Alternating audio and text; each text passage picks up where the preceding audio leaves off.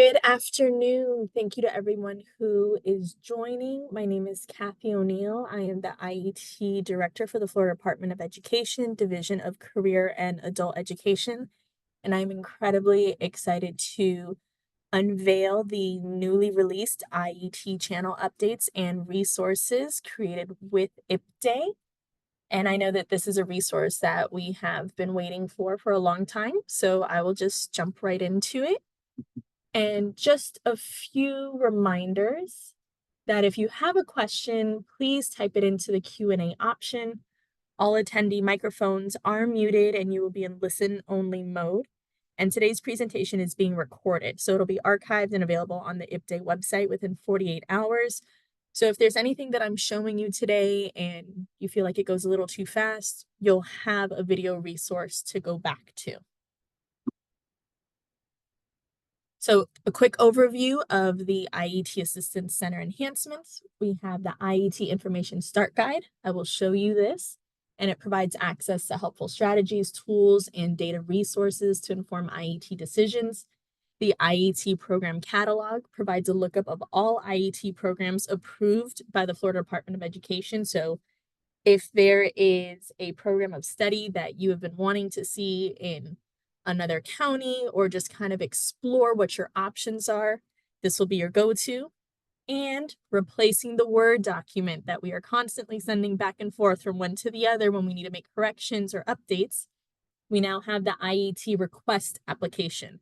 So moving forward, effective immediately, this is how all new IET programs of study are to be submitted, and it's through the IET request application. It's the new electronic application process and procedure for requesting a new IET.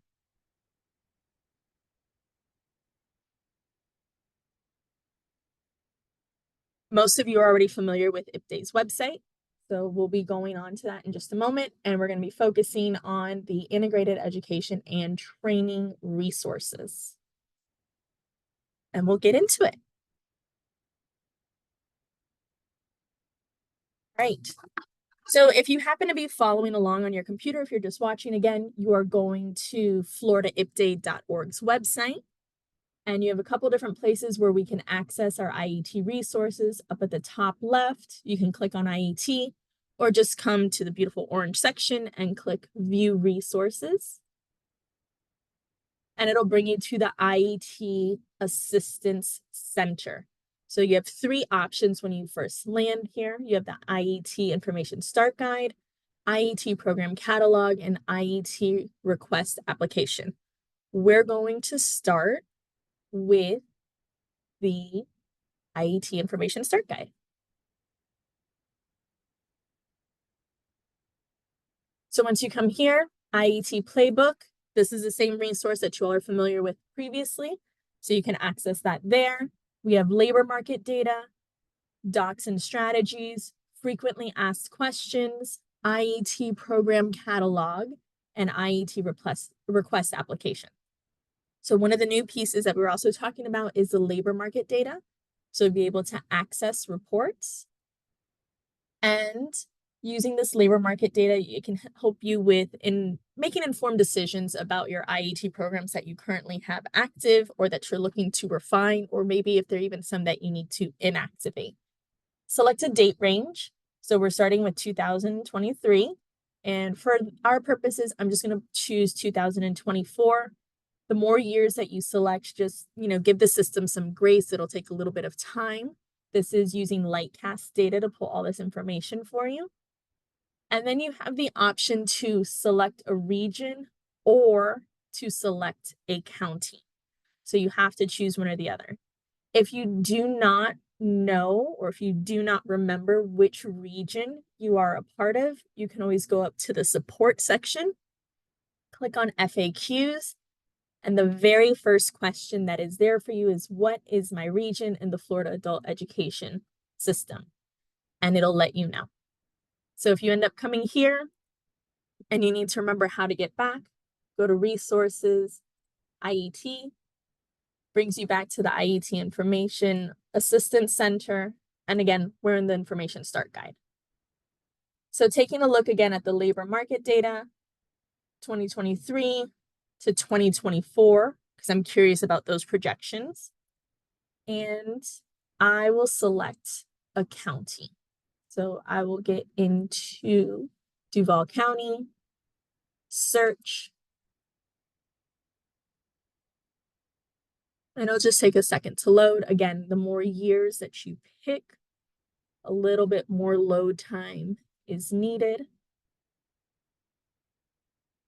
And it'll give you information related to the population, total employment, and the average earning per job. So I know sometimes when you're working with your programs, you're pulling information from different resources. And so now you have IPDAE's platform to be able to help you with your resource toolbox when you're trying to determine what needs tweaking within your IET programs. It'll provide you with economic occupational data, labor force breakdown, educational attainment. And as you hover over each of these, you'll see that the figure changes. And then probably the area where you'll be spending most of your time, it's top growing occupation. So job sector growth from 2018 to 2023. And it'll give you a job count. So this information will be incredibly helpful as you're moving forward with your planning, and especially as we're revisiting these resources during our spring IPDAE IET workshops. So you can scroll back up to the top and you can access the IET Assistance Center by either clicking up here at the top again, or you can continue on to the next section from the breadcrumbs over here on the side. So let's go ahead and take a look at docs and strategies.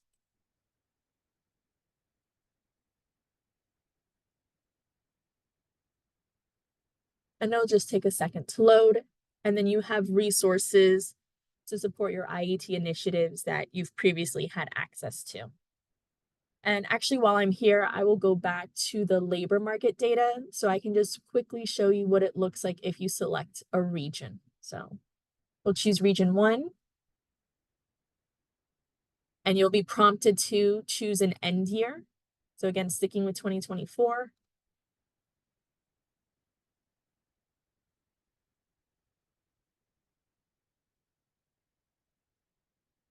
Just giving it a second to load.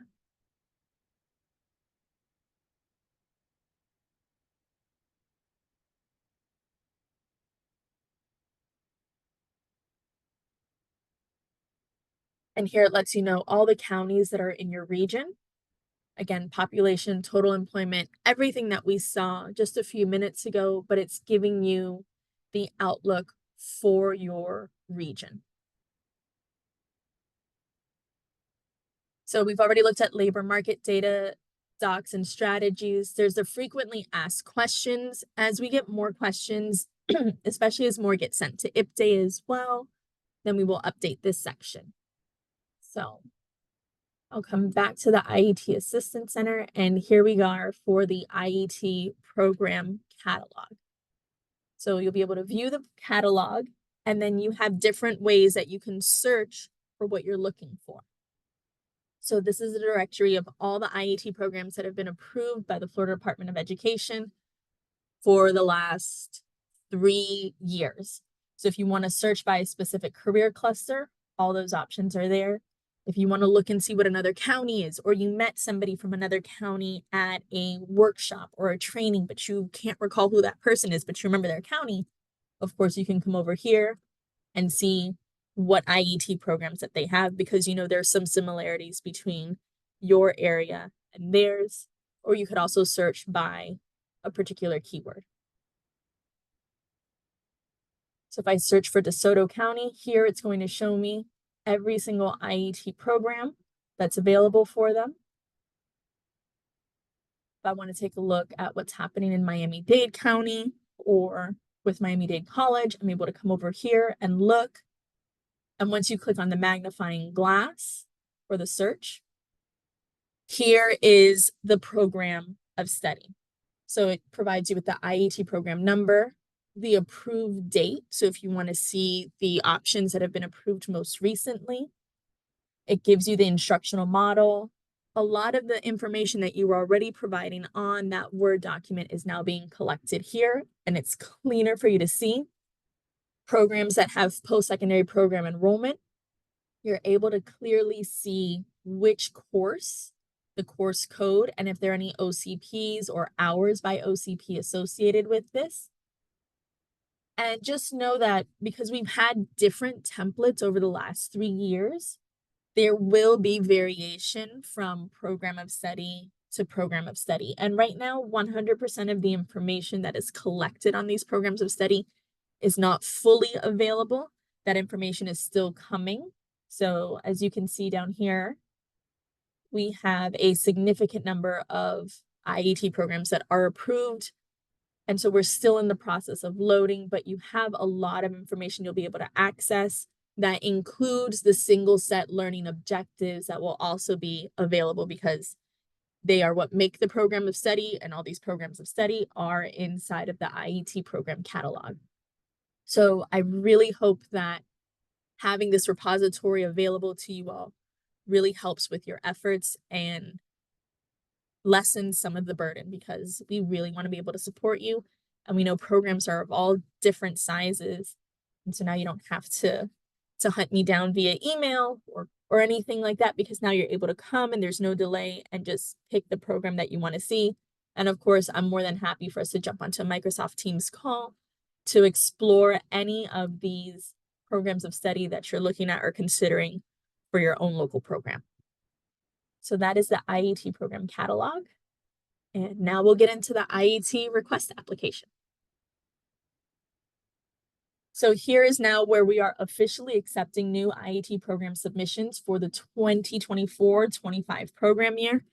If you email me a Word document starting today, I'm going to send it back to you and ask that you kindly submit it via the new process. And it's just 4 steps for this application. Honestly, it'll probably take you about 15 minutes to complete. And you can continue to use the Word template as a planning document because there's still so many similarities between that and then what you're actually submitting through IPDAE's portal. So you'll see here that you can start a new application, and then there's also the change request process. So if you need to request a change to your already existing IET program of study, that's something that we're also able to do right from IPDAE's website.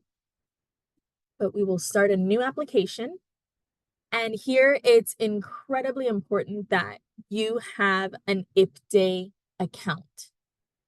So whoever is submitting the IET program of study needs to make sure they have an account, they log into their account, and they do all submissions from there.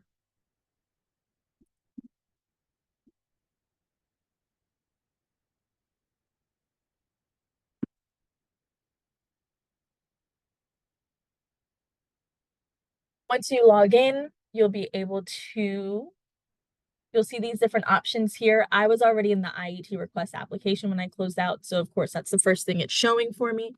If it doesn't do that for you, make sure you look over to the left where it says IET programs. You'll click on IET request application. And on step 1, we're going to collect provider information. So since this is just a demo, I'm going to pick one location and pretend to fill out this form as though I am them.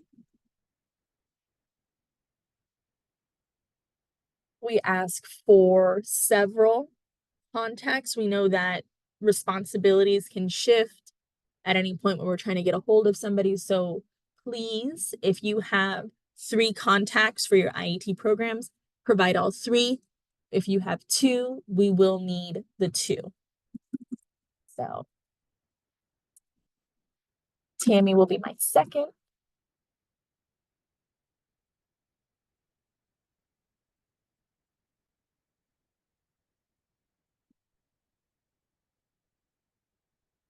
So I have the second contact's name.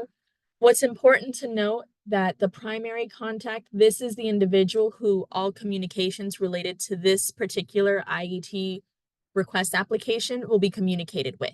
So even though I have the secondary contact is not able to make changes, and we'll address that at another time. but just make sure the person who's going to have to go back and possibly make any edits that I kick back, that's who should be your primary contact. You'll enter your IET program name.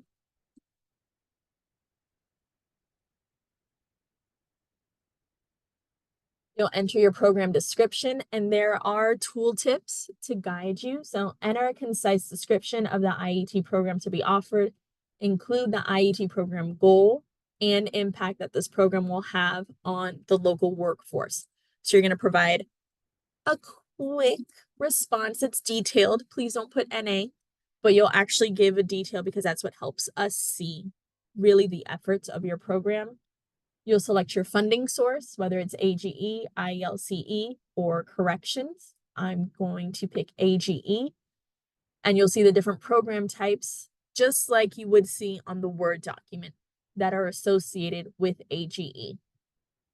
So here's what I will tell you is a significant shift, where on the Word documents before, we could submit AGE and IELCE on one Word doc. That will not work with this system. So if you're submitting an IET program for AGE, you need to specifically select AGE and then whichever programs are associated with it. And then you will need to submit another IET request application for IELCE. So, and for that option, you will only have this portion. But I'm going back to AGE. I'm selecting ASB and GED. Enter the anticipated number of students served. Please enter a conservative estimate. So I know that, my district may not be as large, so I might only enter 5 for academic skills building, but I know I have a pretty good sized group of GED students that I've already been working with, or my navigator's already been talking with them. So I might put 10 students in there. The career cluster here, of course, some of this decision will have already been made. I could take a look at the labor market information that I previously showed you all in conjunction with any other resources that I use locally. And we'll say that over here, we need an IET program in energy. I'll select my instructional model, and I'm going with the fully integrated instruction, co-teaching, my time commitment about how long you think your IET program is. So this one might be 16 or more weeks based on what we've developed. Level of commitment. Are your students part-time or full-time within this program? These students are only coming part-time, and the delivery method, I might have a hybrid model because students are coming on campus certain days, and then the rest of their academic literacy and support that's contextualized is happening online. Do I have any industry partners? This is a new question for you all. So yes, I may have an industry partner, and that Citrus County Electric is working with me on this IET program. If I have numerous industry partners, I can click to add another, or I just have the one. Then step 2, here's where it's capturing your measurable skill gains and certifications. Previously, this was at the end as kind of like, hey, did you catch everything? Did you think of all of your MSGs? Now we've moved it up. For certification status, select yes if students are earning industry certifications and or credentials of value in the proposed IET program. These certifications may or may not count towards MSG Type 5. So does my IET program have any certifications? Yes, it does. And here you'll select all applicable certification options. So I know my students are getting an industry certification that's on the MCL. I know they're getting one that's on Perkins 5. And I know my students are also getting credentials of value that are not on an approved list. So all of this we want to be able to capture. Again, this is just something that we are filling out together. So I'll go down the list. And if I need to, I can also search by code. So if I know my industry cert code, or if I know part of the name, I can go ahead and select that from the list. Or if there are numerous ones, I can also do multi-select. So 2 are selected there. And let's say my students are also getting OSHA and CPR. So this allows us to have a much more comprehensive view of all the supports, skills, and certifications that your students are obtaining or working towards in your IET program. And select all applicable measurable skill gain types. So only industry certifications on master credentials list and or Perkins 5 post-secondary industry recognized credentials list are eligible for MSG Type 5. This tooltip will remain here just as a reference in case you need to check anything. And then if you did not see the chancellor's memo that went out yesterday, we added a little blurb in here, but make sure you see the updates there regarding progress toward milestone. Again, there's more information in the tooltip here. I will not address the expansion of progress toward milestone in this webinar. So I know that the way I'm running this program, students are going to get an EFL gain. I'm working with my GED students, so high school equivalency. And then these different ones as applicable. But I also know they're going to get industry certification. And if my students are getting enrolled in a post-secondary program, I'll select MSG Type 3. And again, as another reason to go back and read the chancellor's memo, even with this IET program, I'll be able to select progress toward milestone. And then we have a section here to be able to clearly capture Florida Ready to Work credentials because we know so many of our programs are using them and we want to be able to clearly see who all is using them and have further discussion about the impact that they're having with preparing students for the workforce. So select all applicable Florida Ready to Work credentials. I'm feeling really optimistic while working on this IET request application. So my students are working towards certifications, all the certifications possible, every type of measurable skill gain available to them, and every Florida Ready to Work credential available to them. So keeping in mind what I respond for the measurable skill gains type is also which type of enrollment I am going to select in step 3. And so, of course, if I selected MSG Type 3 and or 4, then I know my students are in a CTE post-secondary program. If I'm working on an IET pre-apprenticeship, adjustments would have had to been made to the MSGs previously selected, but I'll select pre-apprenticeship. Here, you can, of course, search for your pre-apprenticeship program by the program sponsor code or even by the program number. There's a tooltip here to let you know what information you can use to search. And then if you're an agency that is offering IET programs strictly through your adult ed enrollment, or let's talk about your intro to IET programs, you're looking at the adult education only option.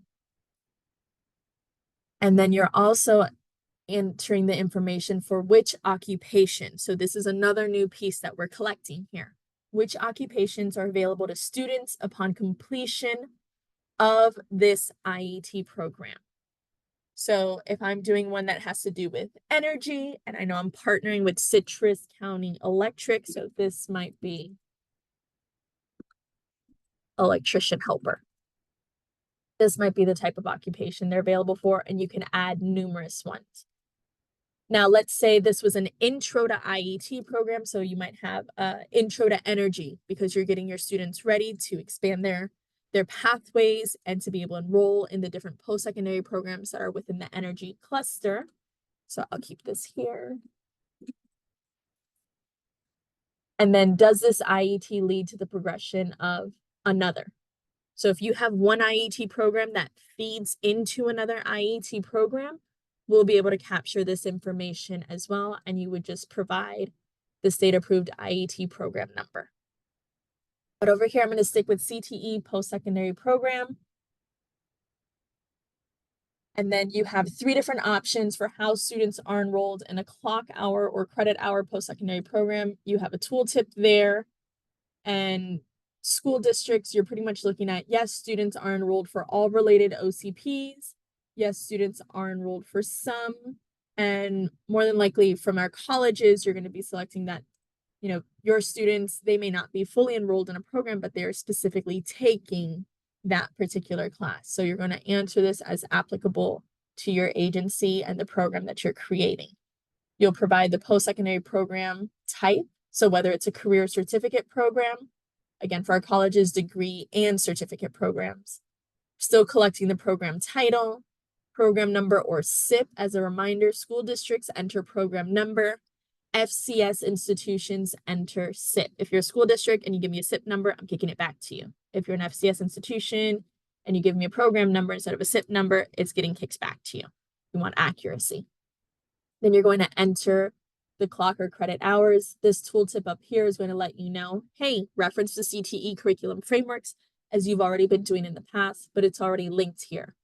So again, as you have folks transition through different roles, as you expand your team's responsibilities, changes, we have the tooltips here to hopefully be able to guide new and experienced team members with submitting their new IET request application. We're collecting SCNS courses, and you can add additional SCNS courses, however many are applicable to your program. But just for us to be able to move forward, I'm going to select the adult education only option. I selected electrician helper.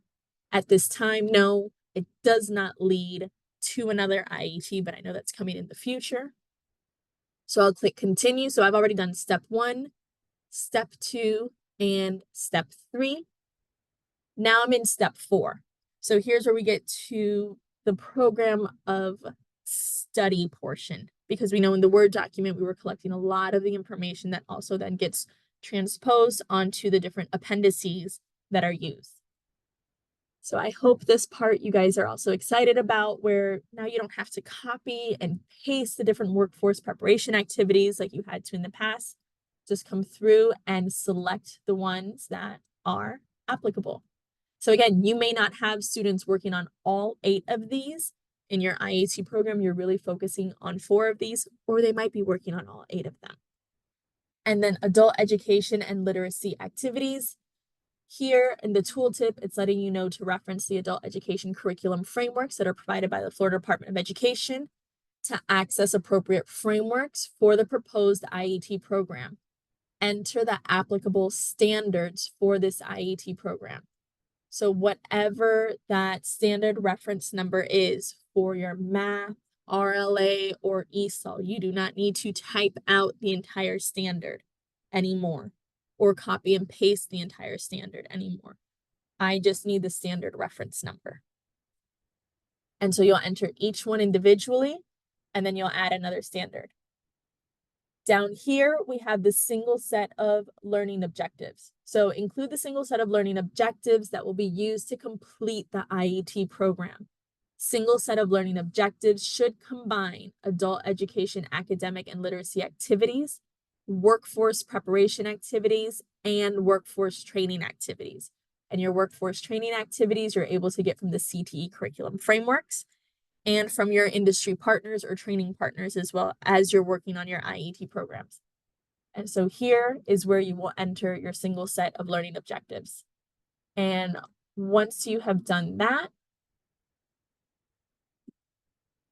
you'll have several standards that you enter. And then you have different features in here to be able to format your SSLOs.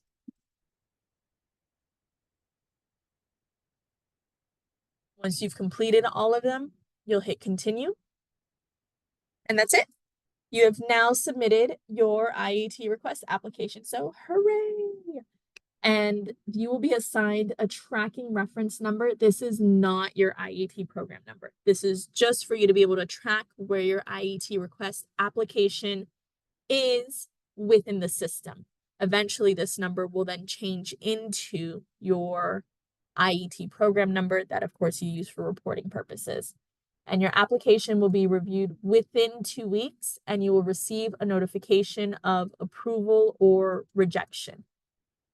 And this is where you'll also be able to get comments from me where I'm asking for either clarification or updates or changes to the information that you provided on your IET request application.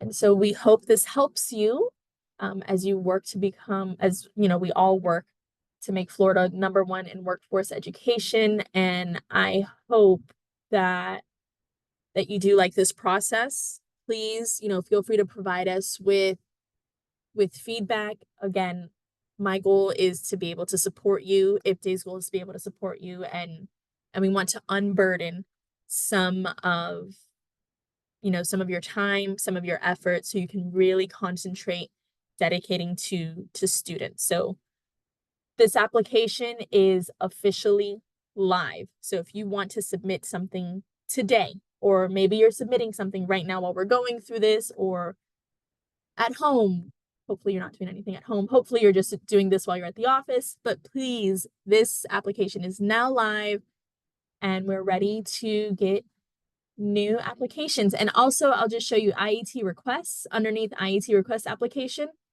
this shows you what you have been working on from your IPDAE account. So here's my test account that I created for Citrus. I know that it's been submitted because I have a tracking number. I know that it's pending approval. Here is something that I started earlier. We had to go to a meeting, something came up, so the system did not lose my application. It's still in there and ready for me to go back in there and edit it.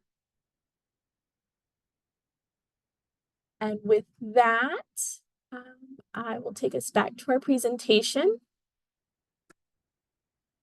And if you could, thank you guys. If you could please provide IPDAE with your feedback. There's a survey there. And in the course of you using the new IET request application this week, over the coming months, don't hesitate to share with IPDAE and with me if there's something that's not clear, or if there's something that needs refinement, or if there's something else that you think that we need to add to this IET request application, because of course this is an ongoing process and we're more than happy to make adjustments as needed. And at the same time, I would like to remind you and invite you all to attend the next webinar with IPDAE. It is September 18th. So we've got a couple weeks between now and then. And that webinar is focusing on contextualized instruction in the IET classroom. So please make sure you tune into that one. We have a great facilitator for that day who has been very hands-on with the development of local programs and working side by side with teachers. So she will be highlighting what contextualized instruction can look like in those spaces. So thank you all so much for your time today. And I look forward to you all taking advantage of the system.